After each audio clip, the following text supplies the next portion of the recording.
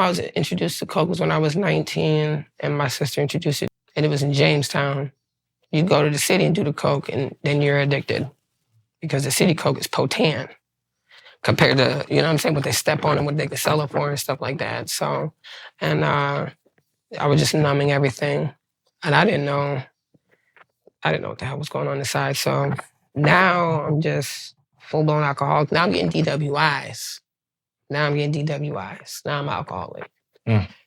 Right?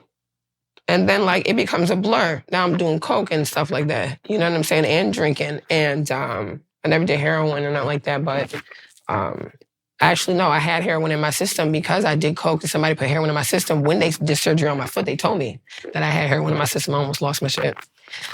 It didn't make a difference though, because it was too late.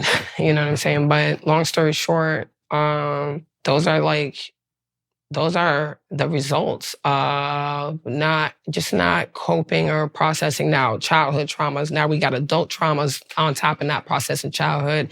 You can't even touch the adult traumas until you process the childhood traumas. So I'm not equipped. I'm just not equipped. So by the time I got my third or fourth DWI, this is like my fifth one. I got 5 total. Okay. Yep, 5 total. I'm on my last year of probation right now. Now I'm full-blown alcoholic to the extent where I have drank myself into a borderline personality disorder. So I have a borderline personality disorder, severe depression, chronic PTSD, and anxiety.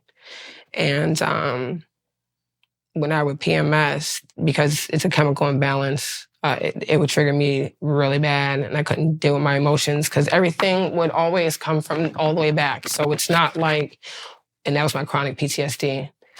Pain, if deep enough, would go back to the source. It would go back to the, it'll just be as real as the first time.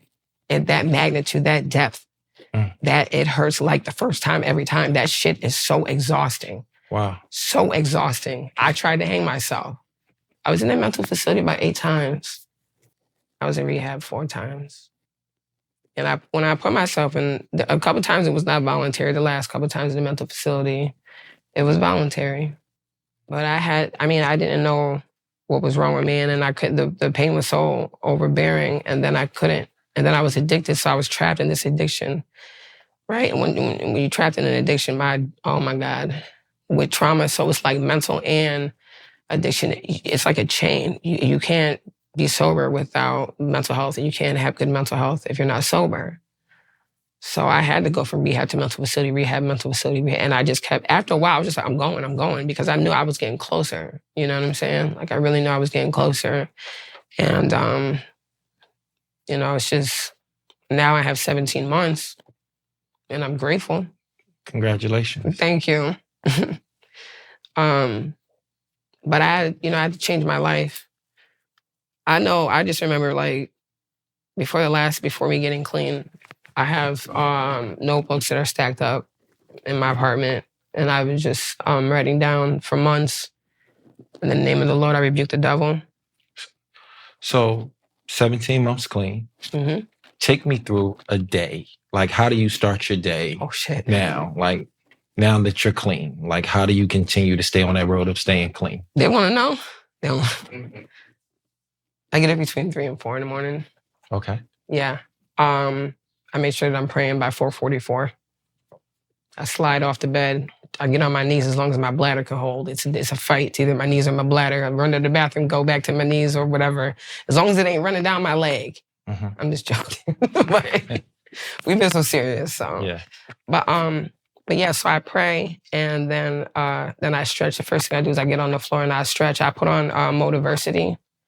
And then I started listening to motivational speaking in the morning.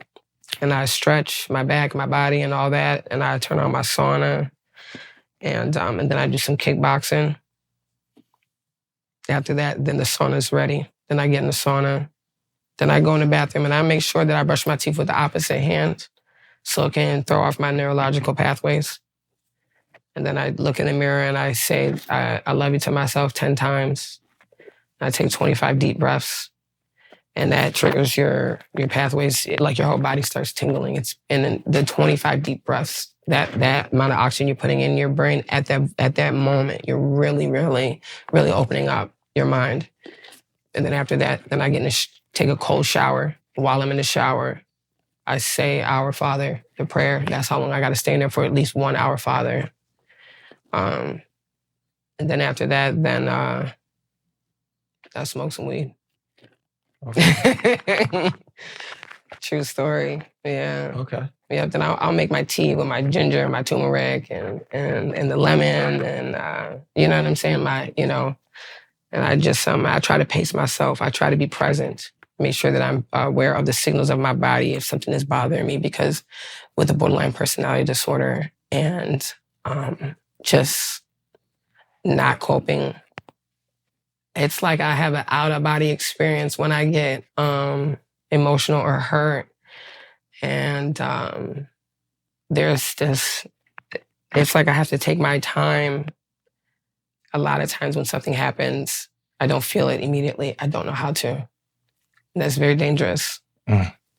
Very dangerous. So being present with myself and making sure that I train my mind, that my mind doesn't train me, because all it knows is really drug use and survival mode. It's a reconditioning that is necessary. So I have to change completely. Absolutely. Yeah, totally. And be willing to, and be uncomfortable every day. And I'm okay with that. It doesn't hurt as bad as everything I went through. Oh yeah. So I right now I go to I have a therapist, and I'm on meds. I'm on Prozac, and I'm on like hydroxyzine. That's for anxiety and stuff. It helps me sleep. But yeah, I see my psychologist every week, and I just graduated from one program. I was going to IOP, because even though I have been clean for a while, it's a service. It's a form of service, right? And so like me making myself present, not just for my healing, but also to be present and inspire others in every aspect of it. So coming from the AA perspective, if I am not searching for a better me, then I'm failing, right? So like going to my mental therapist, I have to go if I want to get my medication. They did say that if I'm not drinking for long enough, that I could not have BPD. It was alcohol induced. So I'm getting ready to start doing some dialectical behavioral therapy. Okay. And that's going to be once a week, every Thursday. So I'm supposed to be shooting a movie, and we're going to have to shoot it around Thursday, I guess. You know what I'm saying? It's a 14-week program. But I'm very, just as driven and tenacious I was as a kid that got all those plaques on the wall, is the same commitment that I put into anything I do. Either I'm going to do it or I'm not.